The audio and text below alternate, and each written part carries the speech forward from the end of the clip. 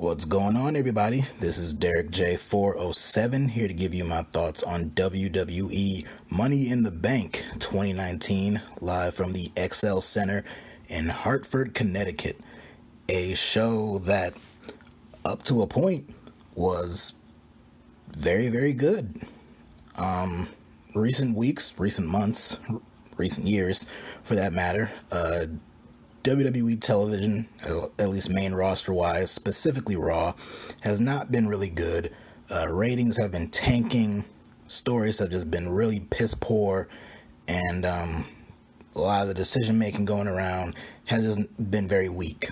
So a lot of people were looking to this show expecting to be let down, or just expecting something to give them some kind of big spark to keep watching WWE television and to keep hope alive that things are going to get better.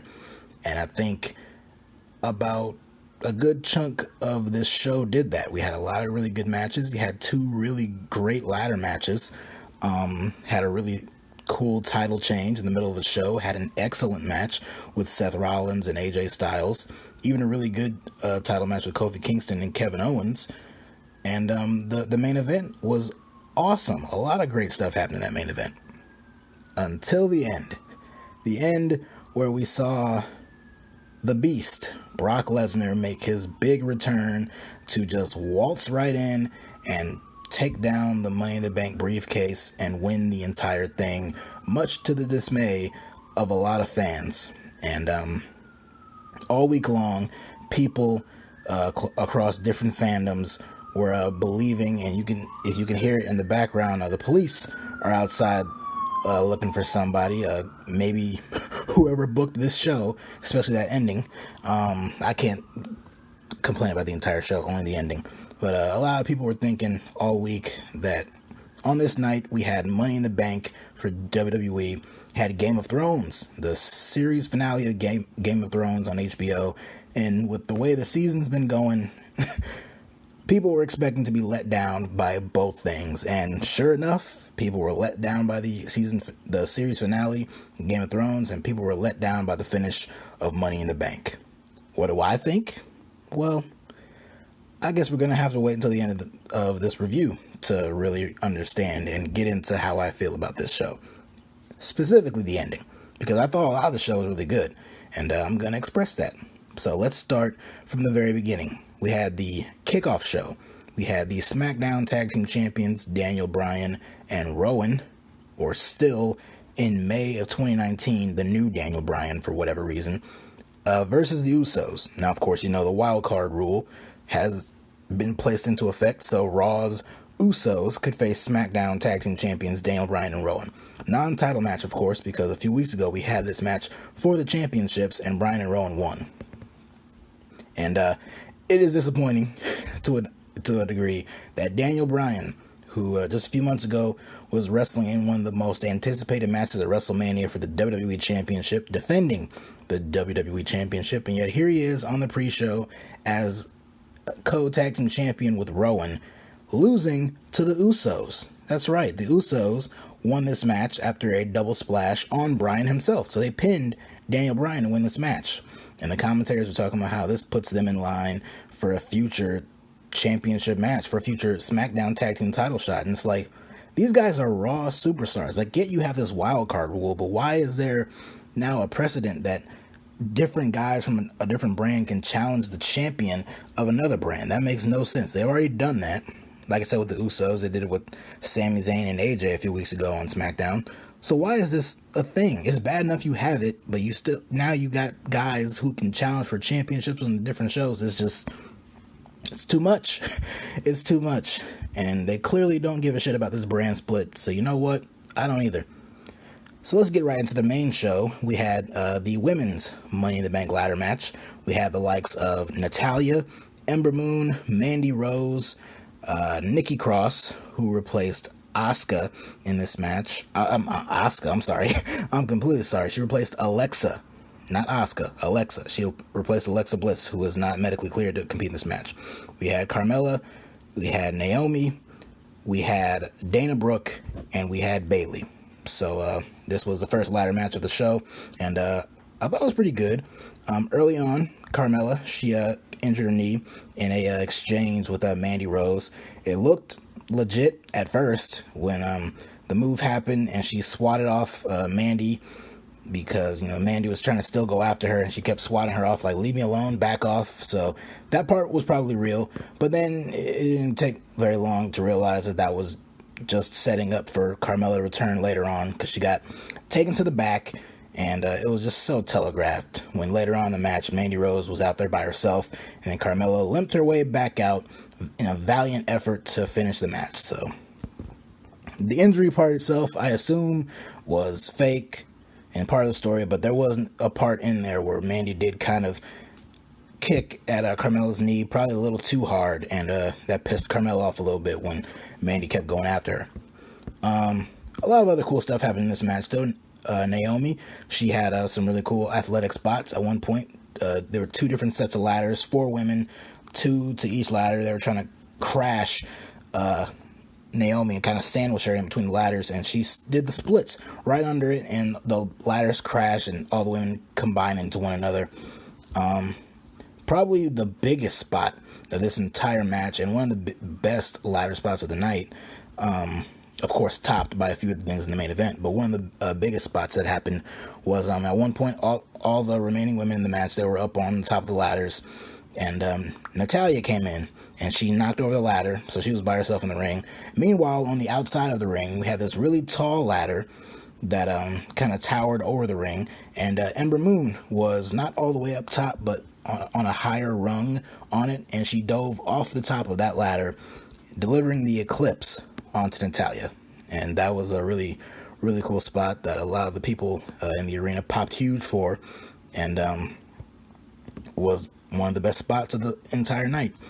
But the finish came where when Carmella came back out, she tried to climb up, and then Sonya Deville, who was out there with Mandy Rose, she came in and she knocked Carmella down, and then she went to the outside to pick up Mandy, carry her over her shoulder, and climb up the ladder to attempt to help her get the briefcase. Once Mandy was all the way up top, it looked like she had the whole thing won, and then Bayley sprinted right up the ladder, had a death glare at Mandy, knocked her and Sonya to the ground, and that's when Bayley unhooked the briefcase and got the win. Bayley is the winner of the 2019 Women's Money in the Bank ladder match. A huge victory for her. She was my pick going in, especially after she got beat cleanly to Charlotte and Becky Lynch 2 weeks in a row, a few weeks back on SmackDown, and then we haven't really seen her since.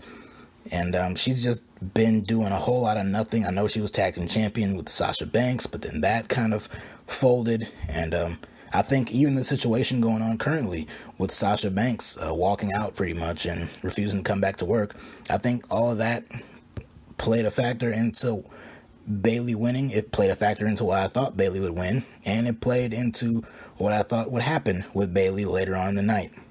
So we'll get to that later, but for now, yeah, great match, and a little disjointed at certain times. Certain times it felt like they were just only doing things to set up a spot, like putting things in place just to set the spot up, but overall very good, and a very strong finish with Bayley winning.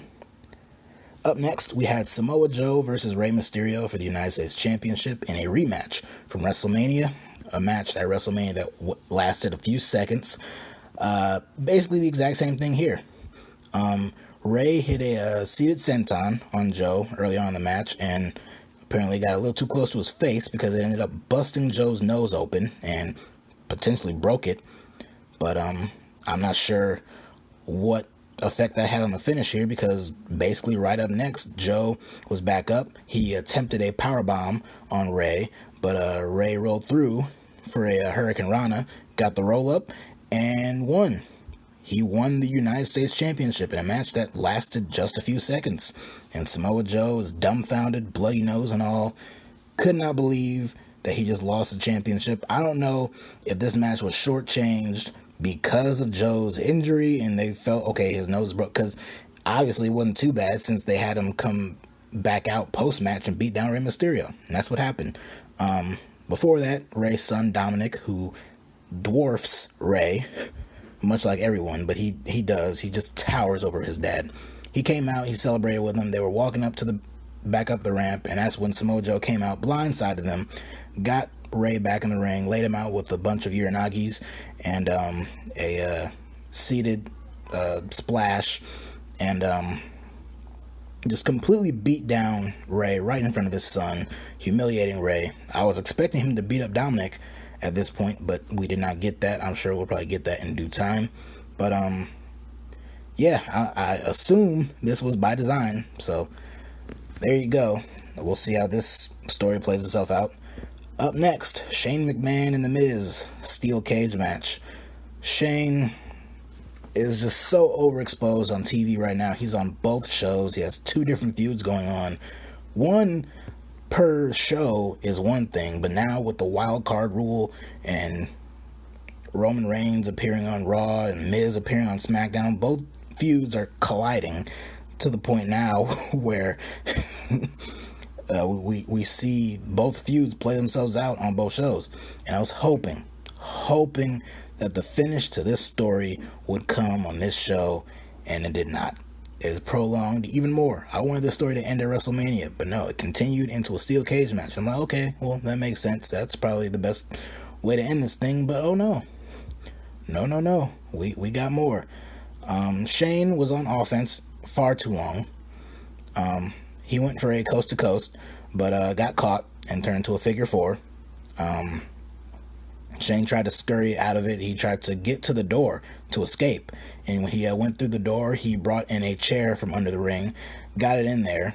Both men were laid out, but once they came to and woke up, they realized the chair was right there in the middle, and so they both went for it. Miz was the one to get to it first, and he ended up just wailing on Shane with that chair, just beat him down repeatedly until eventually he hit a skull-crushing finale on Shane right onto the chair. And I'm thinking, boom, he beat down Shane, got his revenge, and hit his finisher right onto a chair. Surely that's the finish. Fortunately not, because when he covered him, the referee only counted for 2 because Shane's foot got on the bottom rope. Now keep in mind, this is a steel cage match, meaning there are no disqualifications. In fact, earlier in this exact match, Shane was locked in the figure 4, and he got to the ropes. The referee did not call for the break of the submission, so clearly they enforced that the no DQ rule was in effect. But here, when Shane got his foot on the ropes, after Miz covered him, the referee stopped counting and said it was a 2 count. So the commentators pointed this out. Either it was just a ref botch, or it plays into the story. They kind of teased that too, that it might play into the story that Shane, like, he has the referees in his back pocket or whatever. Who knows? A bunch of other stuff happened. Shane tried to escape over the top of the cage, and Miz kind of flipped him over the top of the cage back into the ring. That didn't kill him somehow. He hit a weak looking frog splash on Shane, but it was only good for a 2 count. But in the end, both men were on top of the cage. It looked like Miz was trying to go for a superplex for Shane off the top of the cage, but Shane was already had his body over the top of the cage on the outside of it, and Miz was trying to pull him back in, but Shane slipped through Miz's fingers and his own shirt and landed right on the ground to win the match, making Miz look like an idiot and continuing this feud for at least another pay-per-view match. I can't believe this feud is continuing, but I assume the rope break thing is like, oh, well, Miz had the match won, but then that happened, so it's like, okay, I guess that'll play some factor into this match, and he was put in a position where he had the match won, and it was just stolen from him, and Shane somehow found a way to win. So Miz couldn't win at WrestleMania. He spent the last couple of weeks trying to get his revenge on Shane, chasing him with a chair and doing all that kind of stuff, and either Shane escapes or Miz ends up getting beat down himself, only to build to the steel cage match where Miz, he might have gotten screwed. We'll see if they play that story up, but basically he has the match won, and still Shane, through the skin of his teeth, still finds a way to win. So This is doing no favors for The Miz, so they need to hurry up and end this story. They showed a graphic promoting that Mick Foley will be appearing on Raw this week to introduce a new WWE title. So we're getting a new championship title introduced to the WWE. They barely know what to do with their own titles. The SmackDown Tag Team Champions were beaten clean early on the kickoff, following a string of multiple matches in recent weeks where we've seen champions lose, and we have already a new set of championship belts, brand new titles, the women's tag team titles that were introduced just a few months ago, and the tag team champions were nowhere to be found on this show, and whenever we do see them, they're either cutting a shitty promo, doing commentary, or losing. So, why we're getting a new belt, I have no idea. Then they showed backstage. Sami Zayn was hung upside down, unconscious, backstage. Sami came to Triple H in his office earlier on the show, said that he is fearful of his life after he screwed over Braun Strowman and took his spot in the men's Money in the Bank ladder match. He was afraid that Braun would retaliate, and Triple H assured him that Braun was banned from the arena, although Braun still managed to find his way into the arena, we saw in a later backstage segment.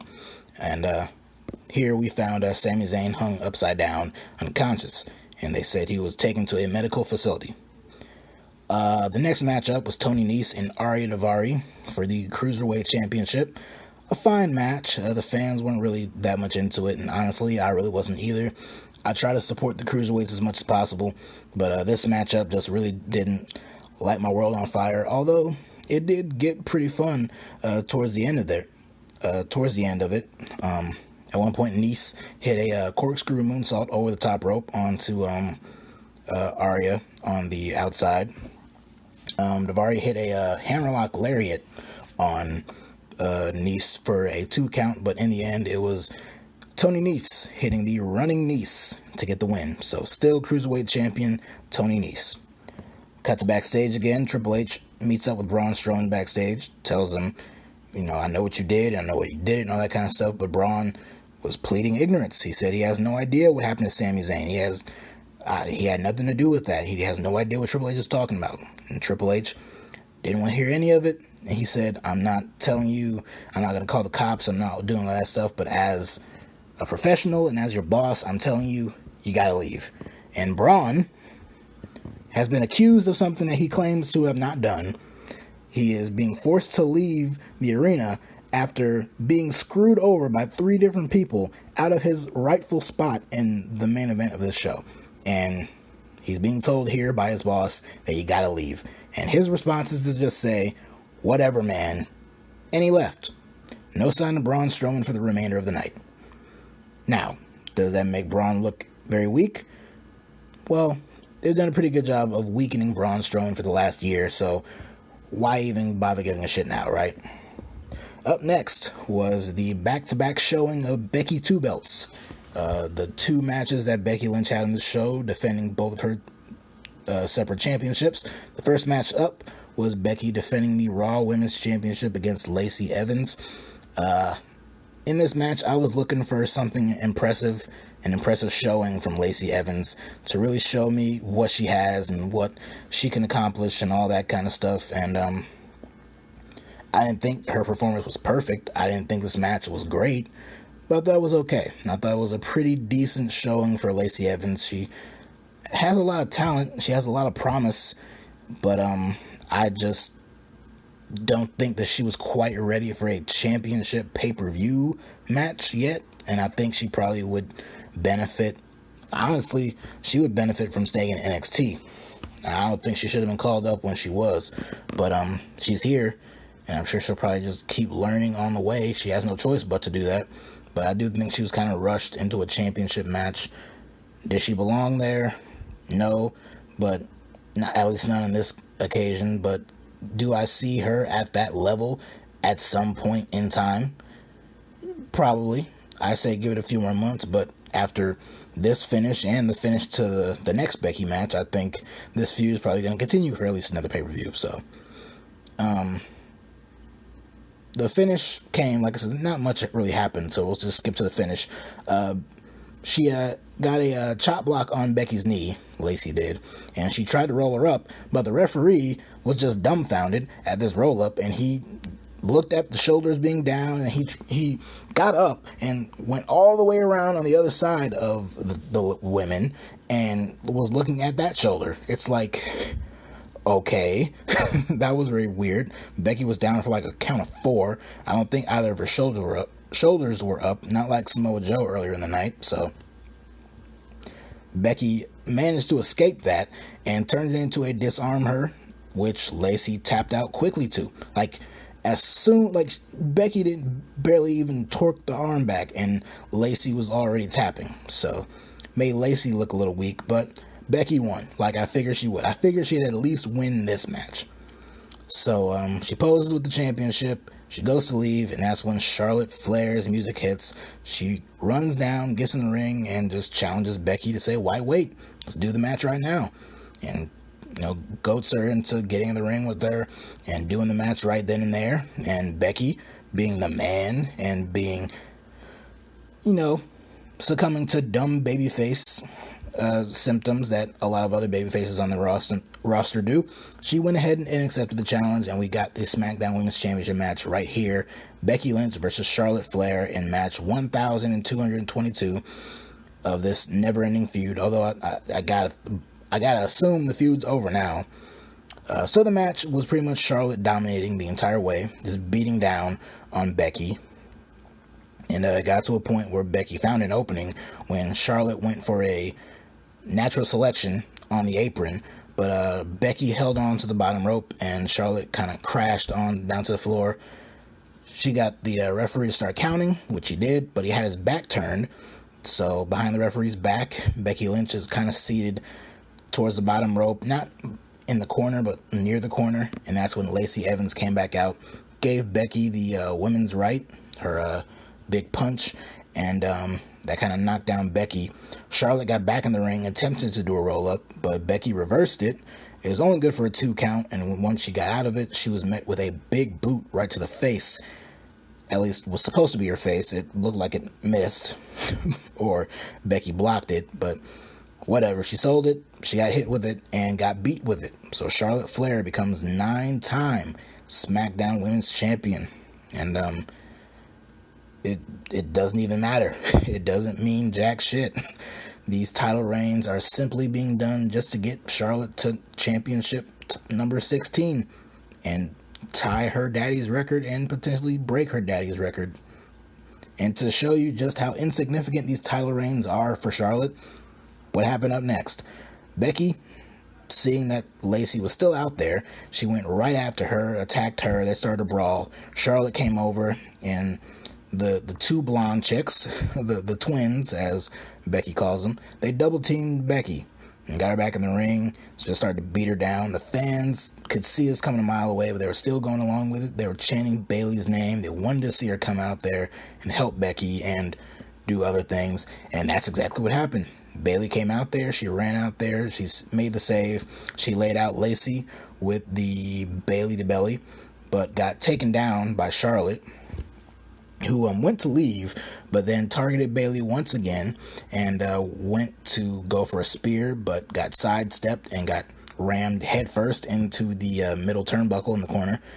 And then Bayley's standing there, and the fans are just going crazy, wanting her to cash in. She makes the slow turn over to her briefcase on the mat, and she picks it up, and she gives it to the referee, cashes in. Charlotte does not get to her feet, and she is basically unconscious as the bell rings, which, according to Corey Graves and Jimmy Corderas on Twitter, the opponent is supposed to be, both people are supposed to at least make it to their feet before the bell rings. Now, we've seen cash-ins before where the person does not make it to their feet and they just ring the bell and do the cover and they win the championship. And that's pretty much what happened here. Charlotte was laid out. Bayley went up top, hit an elbow drop, a pretty weak one, but still hit the elbow drop, and got the win. Got the 1, 2, 3, and Bayley is the new SmackDown Women's Champion. This went down pretty much exactly like I predicted. I predicted that Bayley was going to win the briefcase, and I predicted that she would cash in on the same night and win the women's championship. Now, in my original prediction, I predicted she would cash in on Becky and potentially not outright turn heel, but kind of tease that direction for her, a darker side to her character. But this was just lovable Becky Lynch. I'm taking a cheap shot, easy way out to winning a championship, no less, but no heel signs or anything like that. She cashed in on the hateable Charlotte Flair and won the championship. And like I said at the beginning of this review, Bayley is someone who I've liked since her days in NXT. I've been rooting for her. I know the last year, her and Sasha did absolutely nothing. They had a feud that started and stopped, and then eventually just stopped. They were stuck in 6-woman tag team hell with the Riot Squad. Then they finally introduced new women's tag team titles, and they crowned them on Bayley and Sasha. They run with them all the way to WrestleMania. When they put them on the Iconics, Sasha leaves and walks out. Bayley's all left by herself. She goes over to the UK and gets booed on one of the shows, and even earlier in the night, she got booed by a little portion of the crowd when she won the briefcase. But here on this cash-in and championship win, it was a huge ovation. She went all around ringside. She went into the crowd and different parts of the crowd and celebrated. It was a really cool moment. I was very happy for Bayley. I was very proud to see her put back into a prominent position on the main roster. Hopefully that awaits Sasha whenever she decides to come back to work. Although I can understand why it wouldn't, but who knows. But no, this was a really, really cool moment for Bayley. I was very happy to see her have her big moment in this way. And I assume now we're going to get a full-on Bayley-Charlotte feud, which is something we've seen before in NXT and on Raw in the past couple of years. But it's something new, I guess, or it's refreshing in that we haven't seen it in such a long time. I don't know. But good for Bayley, good moment, and good. Up next, we were supposed to get Elias versus Roman Reigns, but as Roman Reigns was walking to the ring, we saw him backstage, he got laid out by Elias with Elias's acoustic guitar. He just smashed it right over Roman's back. Roman's laid out, and Elias comes out to the ring anyway, gets in the ring with an electric guitar, and has a little concert of his own with the electric guitar, and insults the crowd, yet still gets cheered, as one does, and played a song and then went to leave because Roman was incapacitated and he wouldn't be able to compete. So he went to leave. He walked up the ramp, and Roman's music hit, and he bursted out of the back and came out and hit Elias with the Superman punch in the entranceway. Gets him back in the ring. The referee counts. And the referee rings the bell when Elias reached his feet, mind you. So that's how it's supposed to be. So he got to his feet, ref rang the bell, and immediately Roman hits the spear and gets the 1, 2, 3. So the feud I could give less of a shit about ends in pretty easy, simple fashion. This match started right as the Game of Thrones episode came on. So there you go. Hopefully this is the end of the feud, but obviously the Roman Shane stuff probably is not over, so we'll see. Yeah, that was that. Short and simple and nothing too overly offensive. Up next was one of the matches I was looking forward to the most on the show. Seth Rollins defending the Universal Championship against AJ Styles. The crowd was hot. The crowd was really hot for this match. They were really into both guys. Both guys got huge ovations when they made their respective entrances, and the crowd was just really into it from the beginning. Like, the match started pretty slow. It kind of built up, and then once it got to a point, it got to that higher gear, and it just stayed there. But like the first 5 or so minutes of this match were kind of slow. But the fans were still like really into it. Like, they were just making noise throughout the entire time. There was no real downtime for me based on the crowd reaction. They were just really into it the entire time. At one point early on, Rollins did his dive through the ropes, collided with AJ, and when he did, AJ's head just bounced off the American announce table, I believe it was, and it didn't really do a big amount of damage to it, but it was just a really cool spot to see. A lot of really cool things happened in this match, especially with the finishers. At one point, Rollins he usually goes for the superplex into the Falcon Arrow combo, but this time he hit an inverted suplex off the top rope and basically an inverted Falcon Arrow, but it was only good for a 2 count. A little bit later, he went for the curb stomp, but it got blocked and turned into the calf crusher from AJ, who was cinching it in on Seth, who managed to get out of it and escape and get to the bottom rope. A little bit later on, another attempt at a curb stomp. This was just beautiful to see. So he has AJ in position to get hit with a curb stomp. He goes for it, and when he does, AJ catches him in powerbomb position, but then lets him down and hits him with a Styles Clash, but it was only good for a 2 count. I don't like people kicking out of the Styles Clash, but I don't think it really happens all the time, and plus that was just such a beautiful finisher, and it was a really cool near fall. It got me. I thought that would be a really cool way to finish the match, but clearly that was not the finish. So with Seth down, AJ goes for the phenomenal forearm. He comes off the top rope. He gets caught and put into position to get hit with Seth's Revolution knee. And then he gets laid out with the curb stomp to get the win for Seth Rollins. Seth retains the Universal Championship. And like I said, a tremendous match. I really thoroughly enjoyed this match. It exceeded expectations. I don't know if exceeded. It met the expectations I had for it. Although they were a little lowered because of past matches where a lot of hype was into it and then it really didn't live up to the hype behind it.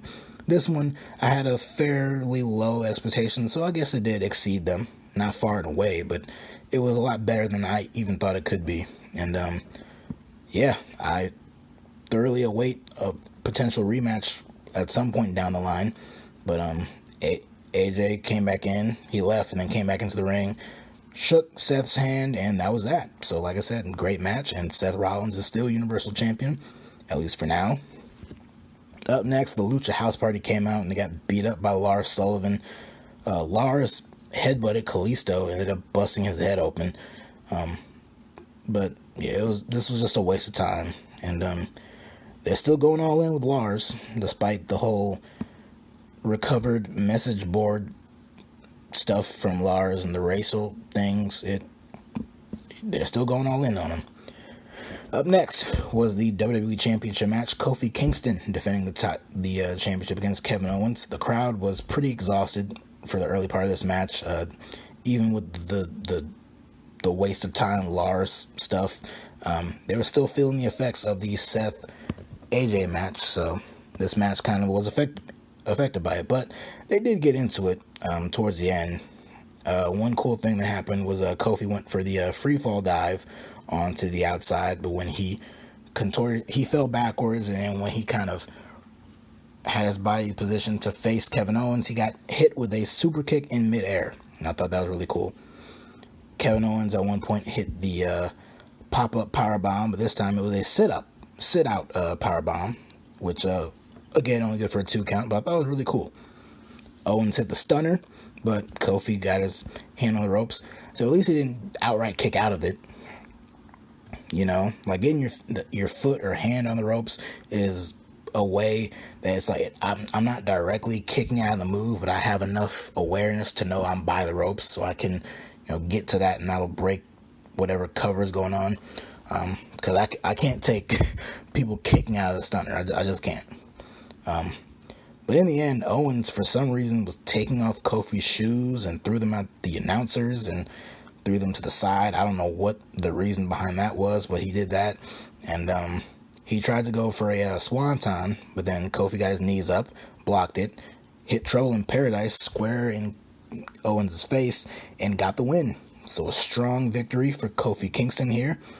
Retains the WWE Championship. I assume this is not the end of the feud, despite it ending in a pretty decisive way. But Kevin Owens does not give up that easily, so I expect this feud to continue. They had graphics showing the Super Showdown card, the Super Showdown show in Jeddah, Saudi Arabia, aka the Saudi Blood Money show, part 3. They announced matches like Goldberg versus The Undertaker, which, after Undertaker's performance in that DX Brothers of Destruction match at Crown Jewel, I'm not looking forward to that. Triple H and Randy Orton, Andrade versus Finn Balor for the Intercontinental Championship, which is the most exciting match on the entire show so far. Bobby Lashley and Braun Strowman, again, in a 50-man battle royal. Not a 50-man Royal Rumble like last year's greatest Royal Rumble, but just a 50-man battle royal. So we'll see how that works out. And then finally, the main event, the men's Money in the Bank ladder match. This was just all action throughout the entire thing. Everyone got a chance to shine. They were either the spotlight highlighted focus, or they were a part of somebody else's highlighted thing. Early on, Randy Orton. Well, let's go through the people in this match. We had Randy Orton, Mustafa Ali, Finn Balor, Andrade, Cien Almas, Baron Corbin, Drew McIntyre, and who else was in this match? Ricochet. Ricochet was in this match. It was originally Sami Zayn, but then he got taken out. Well, originally it was Braun Strowman, but then his spot was taken by Sami Zayn, and then Sami Zayn was found unconscious, so he was not in this match. We found out who his replacement was a little bit later. But Randy Orton, he was the first person to have a big spotlight. He was just dumping a bunch of guys and giving them back suplexes on the announce table. First Ali, then Finn Balor, and then Ricochet, so that was really cool. We saw probably one of the best spots of the entire night. It topped the Eclipse spot, and it was involving Andrade and Finn Balor. Now, they were both on top of the ladder, but there was a ladder bridge between the ladder set up in the ring and the top rope. And while on one side, Andrade did a sunset flip powerbomb and crashed through the ladder and powerbombed Balor onto the ladder bridge. And which was cool by itself, but what made it even more sick was that Balor bounced after he got powerbombed. Like, he got hit, he powerbombed onto the ladder, and once he crashed onto the ladder, he just bounced up. He bounced high. It was like a good 12 inches, I would say, like a good foot off between himself and the ladder. Like, it was he got some height on that bounce. Another really cool spot later on happened with Ali and Andrade. Ali hit a Spanish fly on Andrade off of a ladder, which was just amazing. Drew McIntyre, he was doing some stuff with a ladder bridge. Baron Corbin chokeslammed Mustafa Ali through the Spanish announce table. Got met with the "You Still Suck" chants, which was pretty funny. But McIntyre, he ended up hitting his wheelbarrow over the shoulder slam. Like, he has the guy's feet over his shoulders and just kind of flings them over. He hit that on Andrade and sent him crashing right onto Finn Balor, who was on top of a laid out ladder in the ring. So I thought that was really cool. McIntyre, like I said before, he was setting up a ladder bridge between the ring apron and the announce table, and that came back into play when he knocked Ricochet off the ladder and flung him clean over the top rope, and he just crash landed right through that bridge. So that was probably the last really great spot of the match, because then we got to a point where it was Ali and Corbin. Corbin's knocked down. Ali has the briefcase in his sights. He's going up. He's climbing up. And I'm like, okay, Ali's an interesting choice, but I'm somewhat expecting someone to come out here and disrupt this. It's pretty early. It's like 10:30 at this point. Surely it's not going to be the end of the match. And it was not, because Brock Lesnar's music hit. He came out there. He just steamrolled all the way down to the ring. He knocked over a ladder in his path, which landed on some of the camera guys on the side. He knocks the ladder over. Ali comes crashing down, and Brock takes his sweet old time climbing the ladder, surveying the scene, and unhooking the briefcase and winning. Brock Lesnar is the winner of the 2019 Men's Money in the Bank ladder match. He was the 8th man to replace Sami Zayn, and probably the true person who attacked Sami Zayn to steal his spot in this match. At least that's my prediction as to what happened to Sami, since Braun said he had nothing to do with it. So Brock Lesnar is back, winning the briefcase, and yeah, after 20 plus minutes of these guys killing each other in crazy, insane spots. Just Brock Lesnar, without breaking a sweat, coming in, swooping in, and winning the briefcase. Some people said if there's going to be a surprise, maybe it's going to be Bray Wyatt. Yowie wowie. How about the leader of the Firefly Funhouse making his return and coming out there? I didn't fully expect that to happen, but that would have been interesting. But no, it was Brock Lesnar making his big return and disrupting the whole thing and just walking right in, winning the briefcase. So obviously this put a sour taste, a very bitter, disgustingly sour taste in a lot of people's mouths. And I can't say I'm too big a fan of it. I didn't love it. It's such a deflating finish. Like, the crowd initially popped because, hey, it's Brock Lesnar. Who's expecting him to be out here? But then once they realized what was happening, they just quickly turned on it. And Brock was taking his sweet time. It made it look like something else was going to happen and something was going to disrupt that. But nope.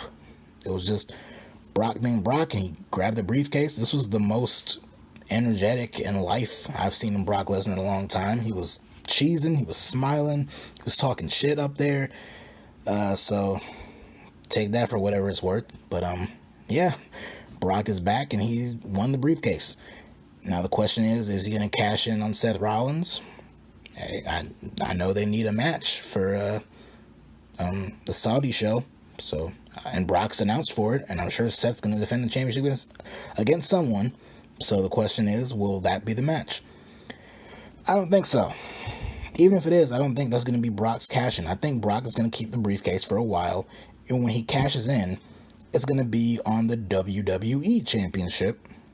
And whether Kofi is the champion, whoever it is, Brock will cash in, and he'll win the WWE Championship and officially move to SmackDown ahead of the move to Fox in October. So expect within these next few months, right before they move to Fox on Friday nights in October, I fully expect Brock Lesnar to cash in the Money in the Bank briefcase on the WWE Champion and become WWE Champion.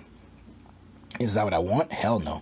God, no. That is not even remotely close to anything that I want, because I don't want Brock Lesnar sniffing a world championship. But that is my prediction. And like I said, this entire show from start to the midway point of this main event, it was really good. Not everything was perfect, like I said, Becky and Lacey, their match wasn't really all that good. The cage match was a little slow at points, and the Cruiserweight Championship match wasn't overly exciting, but overall, the show was really strong. It started off strong, had a really cool moment with the cash-in. Seth and AJ had an excellent match. Even Kofi and Owens, their match turned out to be really good. And overall, the show was really good, and that main event was awesome until that finish. That finish was not great. I'm sure some people will say they loved it. A lot of people will say they hated it. I'm not going to say I hated it, but I was not a fan. I did not like it. I don't like Brock Lesnar winning, because I'm sure when he cashes in, he ain't going to fail, because they can't have 3 failed cash-ins 3 years in a row. So I think this is all but guarantee that Brock's winning the championship once he does cash in. And like I said, my prediction is that it'll be on the SmackDown title, and he'll be a SmackDown guy going forward, especially as they head to Fox. Maybe this is a Fox call. Maybe this is a move Fox wanted. They want Brock Lesnar on the show. They want him to be champion. I don't know. But, yeah, a pretty downer ending. I'm sure, I haven't read reports of anything yet, but I'm sure the fans in the arena were chanting bullshit at the end of it. I didn't really hear it, because it kind of went off the air rather quickly. But, like I said, I'm not going to say bullshit, but in a way, I can't argue that. But that's how things are. So let me know what you thought of Money in the Bank. Like I said, overall, I thought it was a really good show. Aside from a few things here and there, I thought overall it was a really good show with just a pretty deflating downer finish. Because once again, they're going to Brock Lesnar to be in the world title picture, and I don't get it. I know he's a draw. I know he's a valuable asset, but I just don't think you need him anywhere near your world championship. But that's the state of the company right now. So that's it for me. I'm sure next time I talk to you guys, it'll be for NXT TakeOver 25, and then we'll go from there. Well, actually, no. AEW's All Elite show, Double or Nothing, is coming up this upcoming Saturday, so I'll probably talk about that. AEW with the new TV deal on TNT. So a lot of exciting stuff with that. So until next time, I will talk to you guys later.